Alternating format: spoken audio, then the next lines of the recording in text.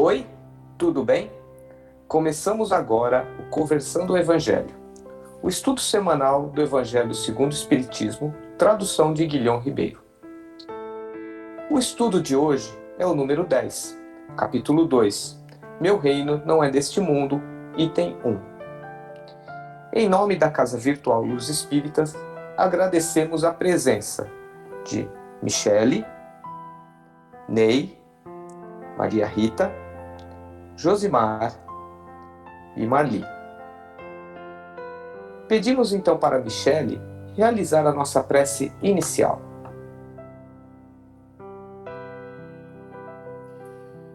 Vamos fechar nossos olhos, acalmar nosso coração. Deus, nosso Pai, Jesus, nosso Mestre amado e querido, espiritualidade amiga, agradecemos pela oportunidade desse estudo nessa noite. Agradecemos por estarmos aqui em comunhão para mais um estudo do Evangelho. Pedimos que nos ampare nesse momento, nos intuindo, nos ajudando a ser claros, para que esse estudo possa reverberar no coração de todos aqueles que forem estudá-lo também. Pedimos que a paz seja nossa companheira nessa noite e que a alegria permaneça em nossos corações. É isso que pedimos e agradecemos. Que assim seja.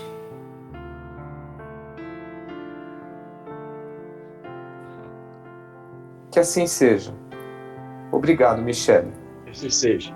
Ney, pode fazer para nós um resumo de quem era Pilatos e qual era o seu cargo? Pilatos é um personagem muito conhecido e mesmo muito popular no drama da Paixão de Jesus Cristo. O povo o introduziu na sua linguagem com a expressão como lavar as mãos, como Pilatos, ou como Pilatos no credo. Entretanto, lá não é muito bem conhecido no ponto de vista histórico. O nome de Pilatos significa um dardo ou aquele que traz um pilos, um barrete de feltro usado pelos escravos, que eram manumetidos como símbolo de liberdade. Pilatos foi o quinto governador da Judéia, no ano 6 da era cristã. Depois que Arquelau foi deposto, por influência de Sejano, Pilatos foi nomeado governador pelo imperador Tibério no ano 26 do calendário romano, como sucessor de Valério Grato. Durante muito tempo, foi proibido a um governador romano levar a esposa para uma região onde houvesse rebeliões e desavenças internas. Entretanto, Pilatos chegou à Judéia acompanhado de Cláudia Prócula, sua esposa, pois o imperador Augusto havia levantado esse interdito. Pilatos não fez um governo pacífico em Jerusalém, porque possuía um forte desprezo pelos judeus e suas instituições. Em muitas oportunidades agiu de um modo cruel e arbitrário, como no caso dos símbolos do poder romano, pequenas águias de prata que ele, durante a noite, introduziu na cidade, causando um profundo mal-estar entre os judeus. Filon, um judeu helenizado, descreve que Pilatos era um homem mau, sem misericórdia, determinado e inflexível. O caráter de Pilatos se revela no modo como conduziu o caso de Jesus. E, de fato, ele desejava fazer justiça, desde que não prejudicasse os seus interesses. Mas não colocava a justiça acima do seu próprio egoísmo. A sua pergunta não era qual é o teu dever, mas qual é o teu interesse. Reconhecia que Jesus era inocente e gostaria de libertar, mas se o fizesse, iria desgostar as autoridades do tempo. Para ser agradável a esses, mandou que se açoitasse cruelmente o acusado. Permitiu aos soldados romanos infligir dolorosas torturas captura o homem que há pouco havia declarado inocente. E, por fim, com extremo de covardia, lavou as mãos, permitiu que Jesus fosse crucificado. Dando continuidade, né, aos nossos questionamentos, a pergunta que é feita neste momento é: quem é o povo judeu? Para responder essa questão, e procurando ser o mais fiel possível, né, eu entrei no site da editora e livraria Sefer e extraí um artigo. Praticamente eu transcrevi esse artigo, por isso que eu estou citando a fonte. Eu achei tão interessante que eu não tive coragem de cortar nada, porque está muito bom. Então, em sua obra Bem-vindo ao Judaísmo, o recém-falecido Rabino Maurice Lamm faz a pergunta das perguntas: quem somos? E assim começa a descrever: nós, o povo de Israel, somos os descendentes dos patriarcas Abraão, Isaque e Jacó, e das matriarcas Sara, Rebeca, Raquel e Léa, aos quais Deus escolheu e com quem ele fez a sua aliança eterna. Eles que falaram com Deus e acreditaram profundamente em sua providência, moldaram o futuro do povo judeu. Nós temos mais de 3.000 anos, mas recebemos de Deus a promessa de um futuro ilimitado, a semente da eternidade que ele plantou em nós, e nos esforçamos para permanecermos fiéis à crença dos antecessores. Após sucessivos períodos de fome na terra de Canaã, a terra prometida a Abraão, por volta do ano 1500 a.C., Jacó desceu ao Egito, onde seu filho José tornara-se vice-rei. 2 séculos depois, um faraó que não conhecera José escravizou os judeus e afogou seus primogênitos por medo de que crescessem, prosperassem e acabassem derrubando a monarquia. Deus então redimiu os judeus desta escravidão no exílio e os trouxe para o deserto. Lá, ao pé do Monte Sinai, Deus revelou-se em uma experiência mística que mudou a história do mundo. Moisés, o maior profeta judeu, aprendeu a Torá, sua interpretação, e trouxe as 2 tábuas com os 10 mandamentos nela gravados. Deus primeiro fez sua aliança com Abraão e depois uma aliança recíproca e obrigatória, formal e pública, com todo o povo judeu no Monte Sinai. A nossa história tem o desmembramento e consolidação alternados destas 3 escolhas divinas: o povo cumprindo a Torá e prosperando na terra, depois esquecendo-se da Torá, virtualmente se autodestruindo, sendo exilado da terra, e depois retornando em triunfo espiritual. É uma série impressionante de escaladas até os picos mais elevados e tropeços até os pontos mais baixos do espírito, de exílio e retorno à terra, castigo e recompensa, de 2 templos construídos e destruídos, de imensas contribuições aos ideais e esperanças da civilização, e dos inacreditáveis sofrimentos que sempre atingiram o judeu, instando-o a desistir do empreendimento de fé de Abraão, a lei mosaica e a missão profética. Nós, judeus, caracteristicamente temos orgulho de nossa herança, embora nem sempre a mantenhamos fiel. Acreditamos ser os herdeiros de uma gloriosa tradição que consideramos a mais magnífica existente nos anais da humanidade. Dentro de nossos ossos está a medula dos profetas e filósofos. Em nossas veias corre o sangue de sábios, de mártires e homens santos, de mestres e pensadores, pioneiros e heróis. Em nossos corações bate o ritmo dos martelos dos grandes construtores dos 2 templos sagrados, de uma terra santa, uma cultura imortal, de sinagogas, escolas e instituições filantrópicas. Não é muito difícil para a maioria de nós acreditar que o povo que escolheu Deus foi escolhido por Deus. Há lições importantes a serem aprendidas de nossa história. Em primeiro lugar, os judeus originaram-se em forma de uma família que cresceu para tornar-se uma nação. Isto é importante não só como um dado sociopolítico curioso, mas como base para a ética judaica. Isto sublinha a ideia de amor pelo seu semelhante, pelos companheiros judeus, por todas as pessoas justas, como membros da mesma família. Em segundo lugar, esta família não cresceu somente pelo aumento natural de parentes consanguíneos, mas devido também àqueles que entraram nela por meio do casamento e se consideram parte da família. Os convertidos que esposam a ideia de Deus e da Torá e se unem a este povo. Eles enriqueceram e aumentaram a família original de judeus. Em terceiro lugar, diferentemente de outros povos, o povo judeu tornou-se uma nação no momento em que adquiriu liberdade, antes de ter uma terra, quando saiu do Egito, 40 anos antes de conquistar a terra prometida. O simples fato dos judeus terem sido reunidos por ideais antes de terem uma terra pode muito bem ter sido o gerador da sua capacidade de sobreviver durante séculos sem seu lar, quando possuíam somente a Torá em comum.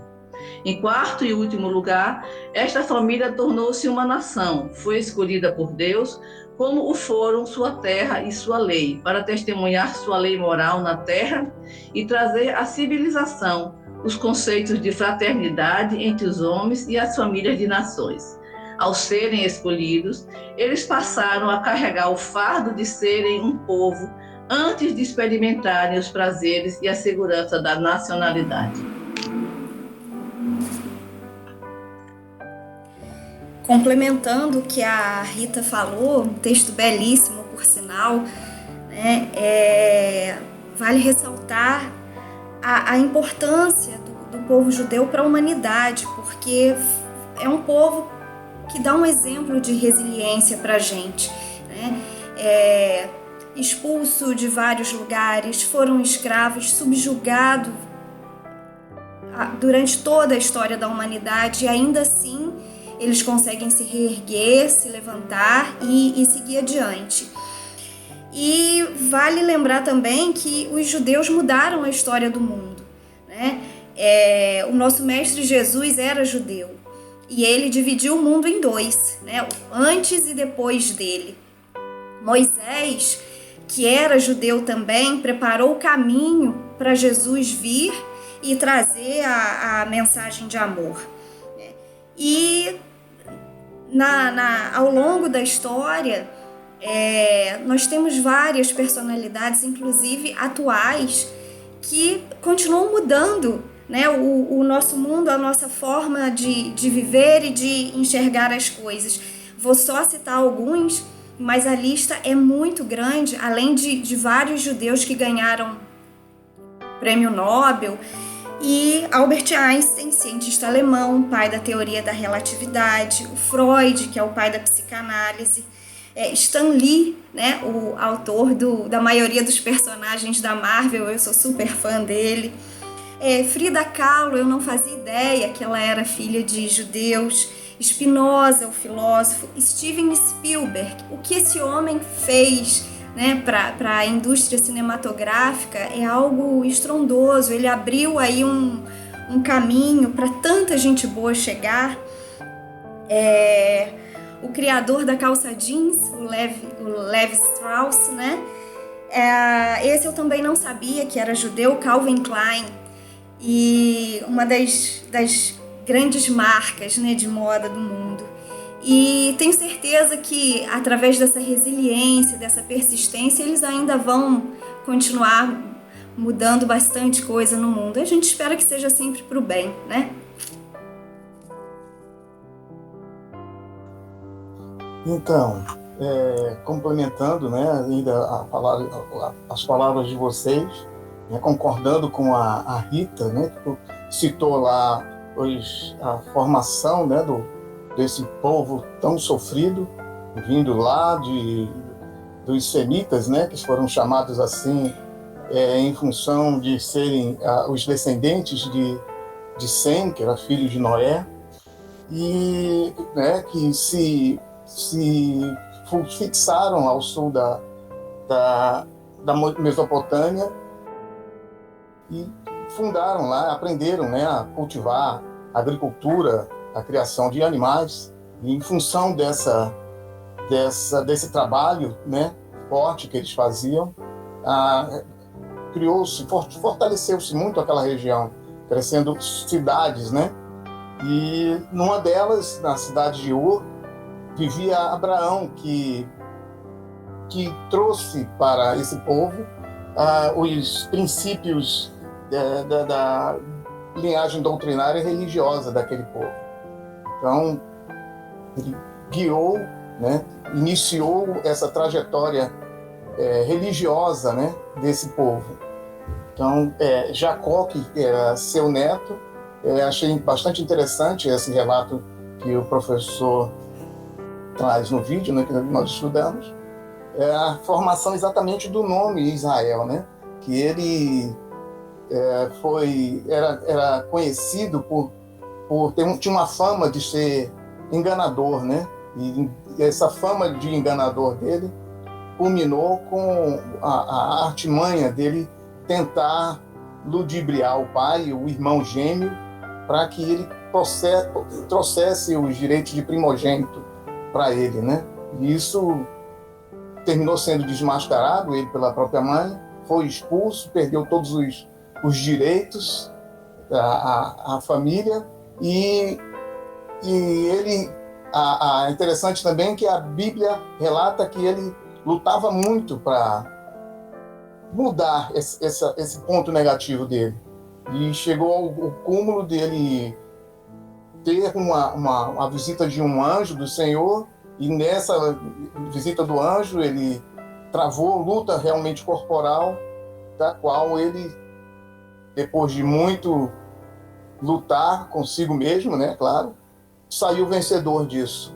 E aí, depois dessa transformação, o povo, os hebreus, passaram a se chamar o povo de Israel, né? Que quer dizer quer dizer homem, Ra, guerra, né? Luta, e El, Deus, né? Então é um povo que luta contra as suas próprias imperfeições, né? Isso tem tudo a ver com o que nós estamos fazendo hoje. Antes de fazer a consideração final dentro do nosso estudo, até lembrando que o Josimar falou que Jacó, né, passou a se chamar Israel, e que deu origem também ao nome, né, de Israel. É engraçado a gente lembrar que Abraão, antes de ser Abraão, era Abrão, e depois do encontro com Deus, ganhou-se um outro nome, assim como Paulo também na estrada de Damasco, né? Assim como Jacó, e assim como Paulo também na estrada de Damasco, que passa de Saulo para Paulo, né? Então eu vou fazer consideração final aqui. Me chamou toda a atenção falar sobre os judeus, então só complementando o que todo mundo falou, eu vou tentar sair dessa árvore genealógica que começa por Abraão, e a promessa de Deus e seus filhos, né, sair dessa linha do tempo. Então eu fiz alguns tópicos aqui. O judaísmo, ele foi a primeira religião que propõe o monoteísmo, importante e fundamental para a definição da nossa religião, né, definir nossa tradição religiosa, tanto o cristianismo quanto o islamismo. Apesar de serem povos e religiosos mais antigos do mundo, os adeptos não são em grande número, mas são de grande qualificação, ou seja, um grande compromisso com as tradições e crenças judaicas. O judaísmo não é uma religião missionária, assim como o cristianismo ou o islamismo, onde nós temos a missão do ir, de pregar o evangelho, né? O cristianismo, assim como o islamismo, ele tem a missão de propagar e converter as pessoas à sua fé. Na verdade, ele não é missionário, mas ela é messiânica. Ela espera um Messias que vai restaurar toda a glória de Israel. O judaísmo, ele não aceita a conversão, na verdade. Ou eles tornam a conversão mais difícil. Deixa eu explicar. Quando não é nascido de um ventre judaico e queira se converter, o rabino vai tentar de várias formas colocar obstáculos. É para testar a verdadeira vocação da pessoa. Ele dificulta e até proíbe, às vezes, a conversão, mas justamente para testar mesmo essa boa vontade nessa fé. se consideram um povo eleito de Deus, né? Eles foram eleitos por vários motivos, e a revelação de Deus foi para eles. Não fazem a pregação o objetivo de vida. Então, você não vai ver nas praças um judeu pregando, assim como você pode ver um protestante e tudo. Eles não fazem da pregação o objetivo de vida. Eles foram alvos de ataques durante muito tempo, onde dezenas de milhares de judeus morreram por preconceito e perseguição religiosa, foram acusados de matarem Jesus. E além do nazismo, né, que exterminou milhares de judeus. Essa comunidade, como Michele falou, ela é pequena no ponto de vista numérico, mas gigante do ponto de vista cultural, né, onde produziram todos os intelectuais que ela falou, grandes nomes, intelectuais, artistas, médicos e vários outros, né, que têm contribuído não só com a nossa fé de hoje, que tem o monoteísmo, como toda essa cultura. Excelente resumo, Marli. Muito obrigado. Pedimos agora ao Josimar para fazer a prece de encerramento. Então vamos, ao mesmo tempo em que agradecemos a espiritualidade amiga que nos acompanhou, agradecer a presença de todos que nos acompanharam e que trouxeram para nós esses momentos de paz e de crescimento espiritual. Vamos agradecendo aos nossos irmãos de luz, nossos anjos da guarda, e que nossa semana seja repleta de bons ensinamentos e que nós possamos colocar o nosso aprendizado em prática. Que assim seja. Que assim seja, que todos tenham uma boa semana e até o próximo estudo. Fiquem com Deus.